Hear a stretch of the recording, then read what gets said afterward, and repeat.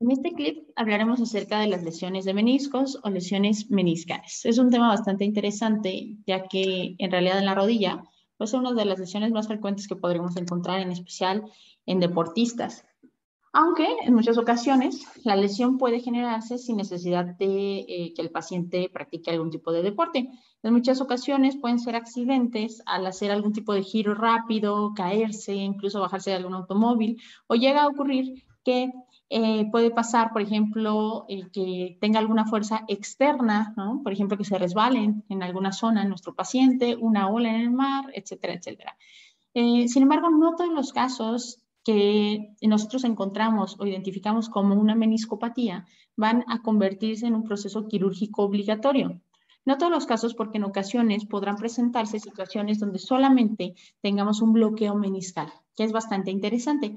Para poderlo definir y entender la diferencia entre una lesión meniscal, donde ya se presenta una ruptura o hay un fragmento físico que está limitando la capacidad de movimiento como tal de la articulación, y un bloqueo meniscal, vamos a entender primero algo de la biomecánica. Sin embargo, vamos a empezar hablando un poco de generalidades. Eh, Puede generarse por un mecanismo de lesión específico de aparición progresiva.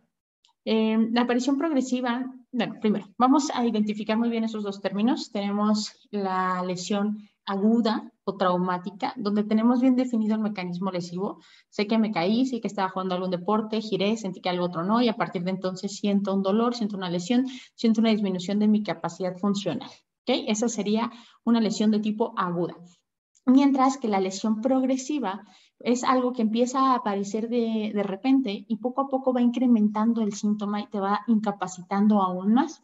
Por ejemplo, un paciente que dice que tiene un par de meses, que empezó con un ligero dolor en una de las caras laterales o mediales de la rodilla, que le duele cuando corre, que mientras más aumenta, ¿no? Por ejemplo, no sé, mientras más pasa el tiempo, por ejemplo, está presentando aún mayor dolor. En ese tipo de casos podría ser algo progresivo. ¿Qué podría estar pasando? Podríamos tener alguna alteración artrocinemática como tal a nivel de la articulación, o bien podríamos tener justo un bloqueo meniscal. Otra causa de una aparición progresiva de una lesión meniscal podría ser también justamente la disminución del espacio de la articulación, o la tendencia al valgo o varo. Si está disminuido en especial de uno de los lados, la articulación, ya sea medial o lateral, pues aún con mayor razón vamos a empezar a generar una compresión de ese lado del menisco del que estemos hablando. Entonces también eso podría influir, ¿no? Justamente la alineación que pueda tener, o el correcto espaciado que pueda tener mi articulación va a ser un factor también que podría empezar a generarme ahí algún tipo de proceso degenerativo de mi menisco. Eh, Tengo lesiones de tipo estructural y funcional, que era un poco lo que les mencioné al principio, el bloqueo meniscal, que ya lo comentamos, y bueno, suele lesionarse más el menisco medial. Eso también es un dato interesante. Esto se asocia un poco justamente a la inserción del menisco medial con el ligamento colateral interno, lo que en teoría limita un poco su capacidad de desplazamiento, porque vamos a recordar que los meniscos son estructuras dinámicas o móviles, no estáticas. ¿Bien? Eso es muy importante de entender. Primero, cuando yo pienso en un menisco, lo primero que tengo que entender es para qué es el menisco, por qué apareció en nuestra rodilla, por qué se creó ahí esa forma eh, cóncava que abraza al final a los cóndilos y le da una mejor congruencia a nuestra articulación. ¿Por qué existe? ¿Por qué aparecieron? En muchas ocasiones pensamos que el menisco es una estructura amortiguadora. Sin embargo, una estructura amortiguadora tiene que tener características que te permitan disipar una energía cinética que viene en dirección descendente principalmente en este caso, que significaría algo que es, como vamos a decirlo así, pachoncito o suave, ¿sí? Que al recibir una carga tiene la capacidad de disiparla para disminuir la absorción de esa fuerza hacia la estructura. Sin embargo, las características en realidad de nuestros meniscos no son tan suaves. Pero sí, es muy interesante pensar que si nosotros vemos los cóndilos de nuestra rodilla son completamente convexos, mientras que nuestra meseta tibial es completamente plana. Entonces, ¿qué hacen los meniscos? Mejoran la coaptación y la congruencia articular, recordando que la congruencia articular es esa capacidad de embonar perfectamente entre dos superficies articulares.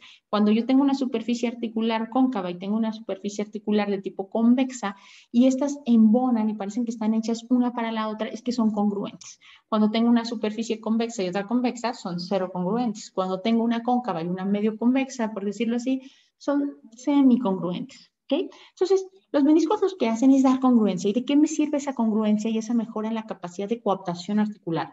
Pues en la distribución de las cargas. Si no existieran mis meniscos, toda la carga se concentraría en puntos muy específicos de la meseta tibial. Toda la carga descendente de tu peso, de la rodilla hacia arriba, recibiendo un movimiento tan amplio como el que tiene la rodilla, en puntos tan específicos, sin que existiera el menisco, sería un desgaste demasiado veloz para la articulación. Entonces, el menisco se encarga de disipar esas fuerzas al dar una zona mucho mayor de contacto a nuestras estructuras y brindar esa importante función a la rodilla. ¿Bien? Ahora, es muy importante, es indispensable en realidad recordar y entender las inserciones que tienen nuestros meniscos con otras estructuras.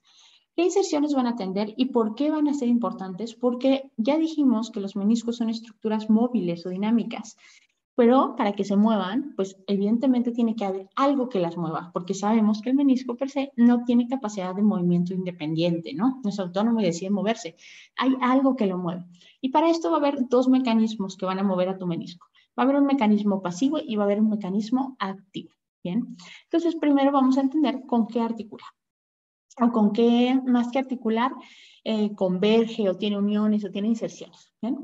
Tenemos la meseta tibial que está representada por estas sombras, donde justamente en esa planicie completa que tenemos, nuestro menisco va a descansar perfectamente. Al descansar perfectamente se forman estas concavidades que sabemos que decimos que tenemos el menisco medial más en forma de C, mientras que el menisco lateral está en forma de O. ¿Bien? Entonces, nuestro menisco va a tener al frente el que conocemos como ligamento yugal. Este ligamento yugal va a unir los cuernos anteriores de nuestro menisco. ¿Por qué? El menisco se puede dividir en tres zonas, tanto el lateral como el medial. Se puede dividir en el cuerno anterior, en el cuerpo meniscal y en el cuerno posterior. ¿Bien? Entonces, nuestro ligamento yugal, que es este que podemos observar en la imagen, señalado por el láser, está uniendo los dos cuernos anteriores de mis meniscos. Bien, tenemos inserción del menisco interno o menisco medial justamente con el ligamento colateral interno, como lo habíamos platicado previamente. Y también vamos a tener que el ligamento, el menisco externo, va a estar separado, como lo conocemos también, del colateral externo, pero esto es debido a que una porción del ligamento del músculo popliteo se interpone entre el ligamento colateral externo y tu menisco externo, teniendo entonces mi menisco externo una inserción importante con el músculo popliteo o con el ligamento, perdón, tendón del músculo popliteo. También vamos a tener inserción del ligamento cruzado anterior, del ligamento cruzado posterior, pero una inserción que me interesa mucho resaltar va a ser la inserción que tienen ambos meniscos con los alerones rotulianos, como se puede observar en esta imagen. Tenemos el alerón que va en dirección medial hacia el menisco interno y el alerón que va en dirección lateral hacia el menisco externo, teniendo una relación directa con la situación de la rótula, lo cual se traduce en que en la condición en la que se encuentre mi cuádriceps podrá modificar la capacidad de movimiento de mis meniscos. Si yo presento una rótula elevada, mis alerones justamente rotulianos van a estar en tensión constante. ¿Ok? Vamos a dejarlo ahí y ahorita vamos a interpretar toda esa información para el movimiento de los meniscos. Entonces, alerones, menisco, rotulianos, súper importantes. Tendón del popliteo y de este lado vamos a tener una inserción con el tendón del semimembranoso, otro músculo que tiene una inserción con meniscos. Popliteo, cuádriceps influye, derivado de los alerones menisco-rotulianos y semimembranoso, que es de vital importancia para comprender la capacidad dinámica que van a presentar nuestros meniscos, que los vamos a explicar un poco más adelante. Ahora, ya dijimos por qué tienen esa forma los meniscos, por qué aparecieron ahí los meniscos, pero ¿por qué se mueven los meniscos? ¿Cuál es la función? Todo en el cuerpo tiene un porqué, tiene un motivo y tiene una explicación clara. Si nosotros observamos esta imagen, podemos apreciar en la imagen de la parte izquierda una imagen anteroposterior donde se observan los meniscos. ¿Bien? En estas imágenes laterales, lo que me gustaría resaltar es este punto ligeramente blanco que se observa. Ese punto lo vamos a llamar como el punto de máximo cierre, que significa que en cualquier posición que adopte tu rodilla, cualquier rango de movimiento que adopte, va a haber una zona que va a estar específicamente más cercana entre las superficies articulares, estamos hablando de fémur y de tibia. Esa zona de máximo cierre podría favorecer o favorece el pellizcamiento de menisco.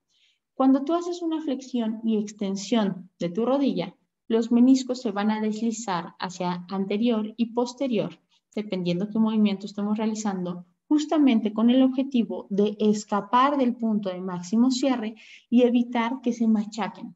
¿Cuándo ocurre el mecanismo de lesión típico que conocemos, que es esa rotación rápida con la tibia en firme o en fijo, o un movimiento demasiado rápido de flexión-extensión?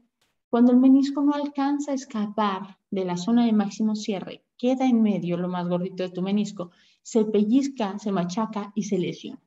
Entonces, esa es una manera de interpretar el mecanismo de lesión que puede llegar a sufrir un menisco cuando se queda atrapado o también cuando ya tiene una falta de capacidad de movimiento. Por lo tanto, se está comprimiendo de manera constante que a mediano o largo plazo ocasionará una ruptura o desgaste del mismo. Por eso es que se mueve un menisco. Entonces, estas imágenes nos dejan ver de manera muy clara cómo está el movimiento meniscal. Cuando yo hago una extensión de mi articulación femorotibial, mis meniscos van a tener un deslizamiento anterior. Podemos llamarle deslizamiento o podemos llamarle deformación. ¿Por qué? Es interesante mencionar que los cuernos del menisco, cuerno anterior y cuerno posterior, son puntos fijos y lo que se desplaza es prácticamente el cuerpo hacia antero-posterior. Ahora, el menisco interno tiene un movimiento menor que el menisco externo, que también justifica un poco una de las posibles causas por las cuales tendríamos mucho mayor número de lesiones en el menisco interno. Dijimos que a la extensión los meniscos deslizan anterior y a la flexión los meniscos deslizan posterior. Menisco interno tiene un aproximado de movimiento de 6 milímetros contra el menisco externo de 12 milímetros, de acuerdo a lo que describe Capaña en sus libros. Aquí podemos ver el movimiento que platicábamos desde una vista lateral, en la cual se observa cómo se desliza este menisco de manera antero-posterior, evitando los puntos máximos de cierre. Aquí se ve punto de máximo cierre y aquí en este esquema que representa la flexión, podemos observar cómo está en una zona diferente el punto de máximo cierre. Está en esta región. Muy bien. Siendo esto entonces lo que ocurre o el deslizamiento que ocurre durante el movimiento de flexo-extensión de la articulación femorotibial en nuestros meniscos. Ahora, también habrá un desplazamiento específico que se generará durante la rotación axial tibial de nuestra rodilla, en el cual uno de nuestros meniscos deslizará anterior y el otro de nuestros meniscos deslizará posterior. ¿Cuál desliza anterior y cuál desliza posterior?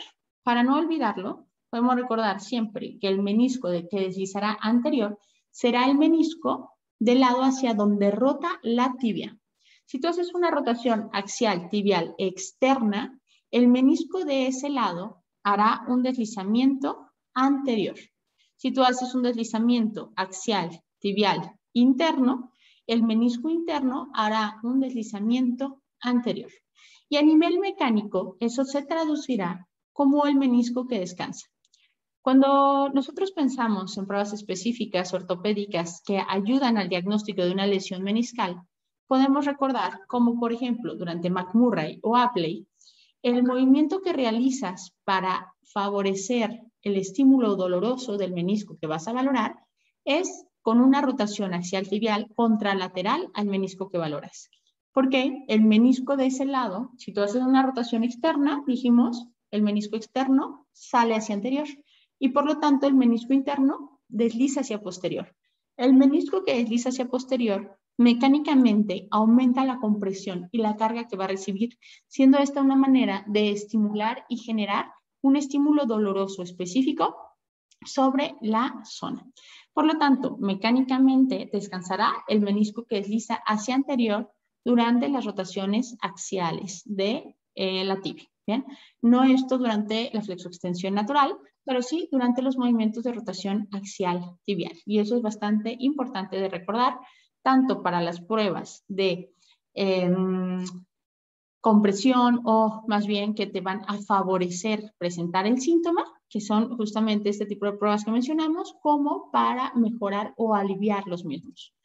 Aquí podemos observar ciertos casos donde se pueden presentar rupturas o lesiones. Cuando dijimos el menisco no desliza de manera correcta y el punto de máximo cierre queda en esta región, pues se comprimirá. Cuando tenemos una ruptura de uno de los ligamentos, cualquiera que sea, mucho más frecuente la ruptura del ligamento cruzado anterior, aumenta el juego articular que se traduce como los deslizamientos y movimientos aberrantes que se pueden generar sobre las superficies articulares y por tanto también generará una molestia o una lesión mucho más fácil de tu menisco. Rotaciones demasiado rápidas como pasa en el fútbol, por ejemplo, o a nivel laboral cuando son actividades donde presenta demasiado tiempo o durante periodos demasiado prolongados de tiempo. Una posición de flexión, ¿no?, constante puede favorecer también a nivel crónico la presencia de la lesión. Movimientos muy bruscos de cambio de dirección, de igual manera, como platicábamos, esa rotación tan rápida genera una compresión y se podría producir el mecanismo lesivo. Tenemos muchos tipos de lesiones cuando ya hay una ruptura importante. Una de las principales complicaciones que presenta nuestros meniscos es que no suelen ser estructuras irrigadas, en especial en la zona más medial de sus cuerpos. Por lo tanto, al no tener irrigación suficiente, no tendrán la capacidad de regeneración, ya que no llegarán sustratos que ayuden a la reconstrucción de la zona y no se podrán regenerar. Es por eso que cuando ya tenemos una ruptura importante en la región, suelen generar bloqueos articulares que limitan la capacidad de movimiento y en muchas ocasiones es necesario un proceso quirúrgico. Dependiendo del caso, será el tipo de cirugía que se podría realizar. Aquí podemos ver, ¿no?, observar justamente lo que consideramos como la zona roja, que sería la zona que está irrigada, y la zona blanca, que fue la que mencionamos hace un momento. Podemos observar también cómo está la coaptación y la mejora en la congruencia gracias a lo que estuvimos platicando al inicio del clip. Tenemos un ejemplo de un desgarro longitudinal, de un desgarro oblicuo y de un desgarro radial, que son posibles rupturas que se pueden generar. Hay muchos tipos de rupturas que pueden presentarse en nuestro menisco. ¿Cuáles son los signos y síntomas que va a presentar mi paciente? Puede presentar, no solo en el momento de la lesión, en especial cuando es derivado de un mecanismo agudo o traumático, ese chasquido que suele escuchar el paciente. O sea, es el paciente que se gira muy rápido, sentí que me tronó la rodilla, escuchó un chasquido o un tronido, es característico. Pero aquí estamos hablando de otro chasquido. En muchas ocasiones, pacientes que presentan alguna meniscopatía tienen frecuentes chasquidos como secos, no arenosos, secos como de corcholata destapándose. Ese chasquido puede ser característico de una lesión meniscal. Puede ser, habría evidentemente que correlacionarlo con el resto de la clínica. Dolor en las caras laterales de rodilla, dependiendo del menisco afectado, evidentemente, si es tu menisco externo el que está afectado, sería donde se podría presentar el dolor o la alteración. Si es el menisco interno, pues evidentemente en la cara interna. Inseguridad al subir escaleras es bastante característico, no es un dolor intenso, sino una sensación de inseguridad o posible dolor que va a aparecer si no pisas con cuidado. Estar mucho tiempo de pie puede favorecer la presencia del dolor o, por ejemplo, cuando corre el paciente, ¿no? Más en bloqueo meniscal es el paciente que te dice corro 2 o 3 kilómetros, pero el kilómetro 3 empieza a doler demasiado, no lo puedo tolerar y tengo que parar. Eso puede ser una característica. Sensación de bloqueo articular en casos un poco más avanzados o graves, que ya está realmente algo bloqueando nuestra articulación. En ese caso, mi paciente de verdad no puede hacer la flexoextensión, siente que la tiene que destrabar, a veces puede y a veces está completamente bloqueada su articulación. Sensación repentina de inactivación de cuádriceps puede llegar a ocurrir como un mecanismo reflejo. Al ser la posición de extensión máxima en nuestra rodilla, la posición de bloqueo, la posición de cierre, donde las superficies articulares de mi fémur y mi tibia se encuentran lo más cercanas entre ellas, si yo tengo una lesión, mi cuerpo siente cómo estoy favoreciendo la compresión y solamente momentáneo se hace una pequeña desactivación de cuádriceps, que es la característica donde tu paciente va caminando y ¡uy!, como que se le dobla un poco la rodilla, puede aparecer esa característica específica. ¿Qué pruebas voy a utilizar? Puedo utilizar la prueba de McMurray, que hemos platicado, que justamente es una compresión con flexión de rodilla, donde voy a hacer una rotación axial tibial, ya sea externa o interna, dependiendo del menisco que quiero valorar, con la palpación de la línea interarticular y una compresión para favorecer o simular la presión que puede generar sobre el menisco. Aplay con decúbito prono, mi paciente, flexión de rodilla 90 grados, igual haré las rotaciones con compresión y podré hacer una prueba de alivio haciendo una tracción. La tracción debe aliviar, la compresión genera el síntoma. La palpación de las líneas interarticulares es un signo muy bueno. Yo puedo hacer una palpación de cuerno anterior, de donde se encuentra justamente tu tendón rotuliano, hacia un costado caigo y entro en ese huequito profundo y puedo hacer una palpación de mi cuerno anterior. Puedo palpar los cuerpos meniscales, que es donde más frecuentemente suelo presentar dolor, y también el cuerno posterior, entrando a un costado justamente de los tendones de los isquiotibiales hacia superior. Con cuidado de encajar las uñas, hago una especie de rascado y puedo palpar cuerno posterior. También puedo llegar a presentar el arco de movimiento de la rotación axial tibial del menisco que está afectado, limitado. Si está afectado el externo, podría tener una incapacidad o una hipomovilidad a la rotación axial externa, y si es el interno, a la interna. Esto porque mecánicamente, como lo platicamos durante la biomecánica, afectaría la capacidad de deslizamiento de tu menisco. Esta imagen ya la habíamos platicado un poco, nos ayuda de nuevo a entender la parte de la sintomatología y pues avanzar. En los estudios de imagen, yo puedo pedir una radiografía así. No es que vaya a ver el menisco como tal, a menos que esté calcificado o haya alguna anormalidad ahí.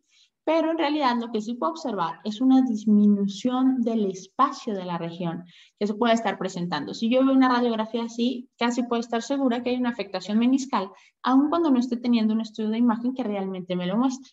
Si yo quiero ver en realidad la ruptura, el grado de ruptura, si existe edema e incluso cómo están los ligamentos, lo ideal sería solicitar a mi paciente una resonancia magnética donde pueda apreciar justamente cómo se encuentran las estructuras. En este caso, de manera particular, mis meniscos. En este caso sería esta estructura oscura que podemos apreciar por anterior y posterior. Esta sería una imagen AP o un corte coronal, donde de igual manera puedo apreciar en esta región la zona de mi menisco, que habría una pequeña lesión en esta región, como se alcanza a apreciar. Y llegando justamente al tratamiento, pues hay que entender que sí es importante generar analgesia como uno de nuestros objetivos fisioterapéuticos, pero también comprender que si el dolor está siendo generado por una falta de capacidad de desplazamiento de mi menisco, lo único que realmente va a erradicar el dolor es mejorar esa capacidad de deslizamiento de nuevo. Entonces, puedo dar analgesia superficial, puedo ayudar, por supuesto, con medios físicos, puedo ayudar con cualquier herramienta que yo tenga a la mano para brindar analgesia, pero tengo que buscar mejorar la capacidad biomecánica de mis meniscos para realmente generar un efecto que pueda estacionarse y mejorar principalmente la función de mi paciente. Aun cuando esté roto el menisco, en ocasiones no es tan grave y permite al menos dar un poco de funcionalidad mientras llega el momento de la cirugía. Mejorar la capacidad de movimiento meniscal. ¿Cómo? Analizando la artrocinemática de rodilla y la artrocinemática y la biomecánica, de los meniscos, puedo buscar estrategias mecánicas simples con muy bajo riesgo, prácticamente nada de riesgo, donde logre mejorar la capacidad de deslizamiento de meniscos, como por ejemplo mejorar la rotación axial tibial de la rodilla o bien de la tibia. Si yo logro mejorar y movilizo de manera rítmica, repetida, justamente en mi tibia en relación a mi fémur, de manera indirecta estaré generando una movilización suave y controlada de mis meniscos de manera asincrónica, porque uno irá hacia atrás y uno hacia adelante, pero mejorará su mecánica y es una técnica muy simple que puedo utilizar para mejorarlo. Puedo utilizar técnicas manuales para desbloqueo meniscal, que son técnicas específicas que ayudan a mejorar la capacidad o por medio de deslizamientos anteroposteriores de la tibia en relación del fémur, o bien justamente por técnicas donde haces rotaciones con flexoextensión combinada, etcétera, buscas el desbloqueo meniscal. Evidentemente, esto en casos donde no tenga la ruptura mayor o no haya ningún tipo de riesgo para mi paciente. Para ello hay que hacer un análisis específico de la situación del paciente y tomar la decisión clínica adecuada. Sacar de fallo la musculatura con inserción de meniscos, por supuesto. Tú puedes buscar atender popliteo, puedes buscar atender semimembranoso y puedes también atender el cuádriceps, porque no lo acabamos de explicar hace un momento, pero si tu cuádriceps se encuentra en acortamiento constante, donde está favoreciendo la elevación de la rótula de manera continua, eso generará una tensión significativa de los alerones menisco-rotulianos que estarán impidiendo, limitando la capacidad de deslizamiento posterior de tu menisco de manera natural. ¿Sí? Entonces, eso podría favorecer un bloqueo meniscal. Un acortamiento constante o un espasmo constante del semimembranoso podría estar limitando hacia atrás a tu menisco. Cuando desee ir hacia anterior, podría limitarlo del menisco interno y de igual manera el popliteo al menisco externo. Es muy importante atender la integridad tanto de la musculatura como de la articulación, buscar ese análisis clínico biomecánico específico donde en realidad vayas a erradicar el problema mecánico y entonces el resultado que vas a tener con el paciente va a ser mucho más profundo, mucho más específico y duradero además. No solamente va a ser una dosis, ¿no?, de analgesia y regresará momentos después o horas después, sino que vas a buscar mejorar la función real de la mecánica y con ello toda la sintomatología podrá mejorar.